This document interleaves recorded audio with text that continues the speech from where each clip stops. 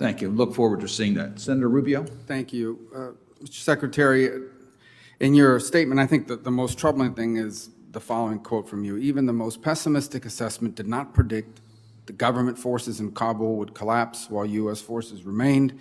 I'd back that up by saying you also cite General Milley, who said there was no indication that there would be a rapid collapse of the Afghan army and government. For much of last year, I was the acting chairman of intelligence. I'm now the vice chairman of intelligence. I've been tracking this very, very closely. And just going back to the beginning of this year, obviously I can't quote the titles of the pieces, but let me suffice it to say that there are numerous pieces that would be categorized as it's going to hit the fan. And but let's just for a moment put that aside, okay? Because I think any analysis of those pieces would have led anyone to that conclusion. Putting that aside for a moment, we had every reason to believe and to plan for the rapid collapse of the Afghan military and the Afghan government. At the beginning of 2020, by all admissions, we had already really bad status quo in Afghanistan. Okay, we had a small footprint, but we had a strong commitment to air support. And that sustained the Afghan security forces' ability to resist the Taliban. The security forces of Afghanistan were suffering 10,000 casualties a year. The Taliban was suffering casualties too, but they enjoyed safe haven in Pakistan. They were able to go there to rest, to refit, to train, to recruit. And so in summary, even before the withdrawal, we had a terrible status quo. The security forces, a small number of U.S. forces, continued to die. We had U.S. losses as well. I want to mention that. But the Afghan government was still fractious and corrupt. And the Taliban had an unchallenged safe haven in Pakistan. Or put another way, and paraphrasing your own words from your opening statement, if after 20 years and hundreds of billions of dollars in support, equipment, and training, there's not enough for the Afghan government or the Afghan security forces to become more resilient or self-sustaining, what did we think was going to happen as that support began to be removed? What did we think was going to happen when that terrible status quo was changed? It doesn't take some exquisite piece of intelligence or some brilliant analysis to conclude that if you radically change an already bad status quo, by removing U.S. and NATO forces, by ending enablers and air support, the status quo was going to collapse in favor of the Taliban. This is not an argument in favor of staying. I think that ship has sailed, okay? Because I know a lot of time has been spent on justifying the withdrawal. We're not debating the withdrawal. What I'm arguing is we had a terrible status quo as is, by your own admission. The Afghan government, even after billions of dollars in 20 years, was not self-sustaining, was not resilient. We should have known that as we began to draw down support, we were going to see the potential for a collapse. And that's what all these pieces pointed to as well. So it's concerning that no one saw all of this and concluded that there was no evidence or no reason to believe that there could be a rapid collapse. More to that point, we began to see clear signs weeks ago that this is where it was headed. Without airstrikes, the Taliban now began to mass and maneuver, going from intimidating these small Afghan outposts to actually getting them into quitting. We were seeing Afghan outposts begin to quit. The Taliban they went from surrounding these small provincial capitals to surrounding major cities with 5,000 to 8,000 Taliban fighters. This is weeks before. By the way, this is at the same time as I believe on July 8th, President Biden was still giving this naive, optimistic prediction about the fighting capabilities of the Afghan forces and so forth. We could see them meticulously focused on the north. You could see that they were methodically and carefully splintering the sclerotic remains of any sort of resistance. Weeks before the fall of Kabul, you could see the Taliban was on the verge, was headed towards doing something they hadn't done before. They were going to isolate Kabul from the north, cutting off all their supply routes. So we knew weeks before that we were headed for a Taliban control of the north. All the traditional routes of Taliban encroachment on Kabul were nearly sealed, the south and the east. Kabul faced the prospect of no fuel. The Afghan government faced the prospect of being unable to mount any viable opposition and sustain defense.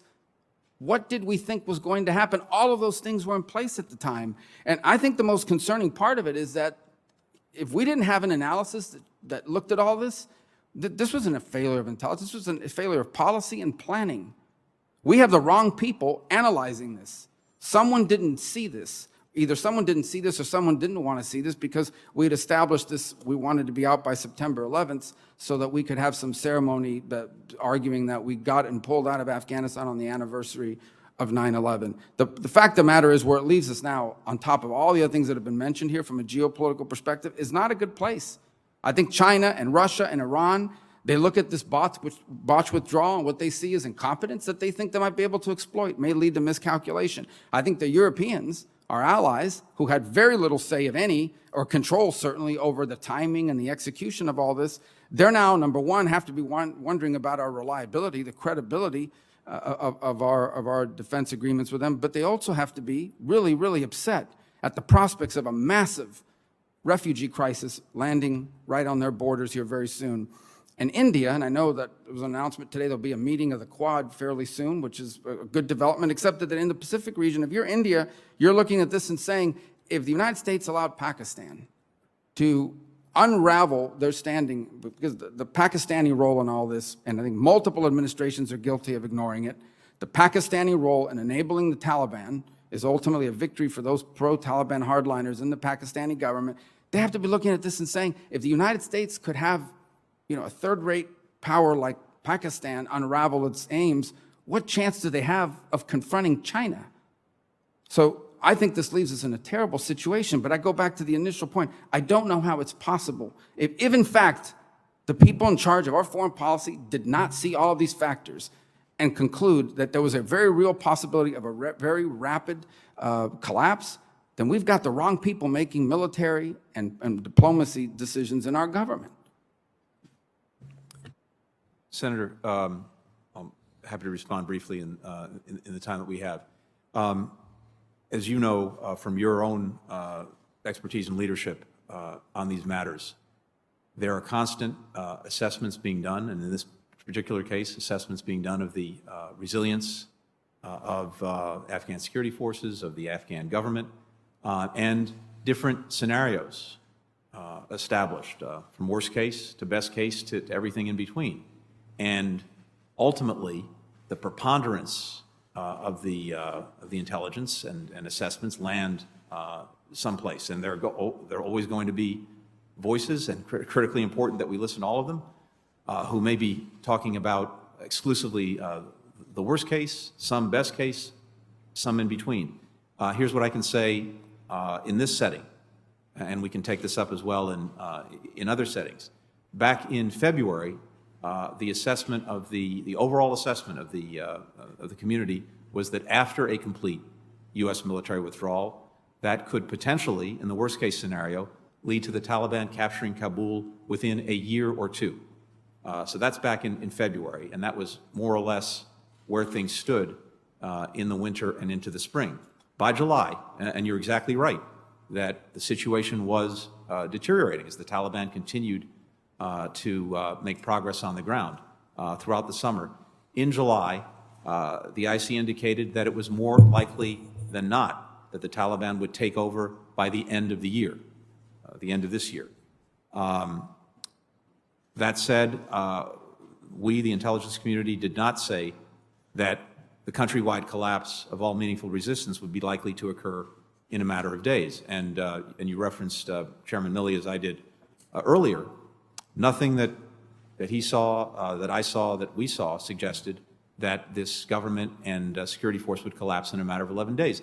And you're right that I think we need to look back at all of this because, to your point, we collectively, over 20 years, invested extraordinary amounts in those security forces and in that government. Hundreds of billions of dollars, equipment, training, advice, support. And based on that, as well as based on what we were looking at real time, again, we did not see this collapse in a matter of 11 days. But I think it is important that we go back and look at all of this. The time has expired. Thank you. Senator Shaheen. Thank you, Mr. Chairman, and thank you, Secretary Blinken, for appearing before the committee today. I appreciate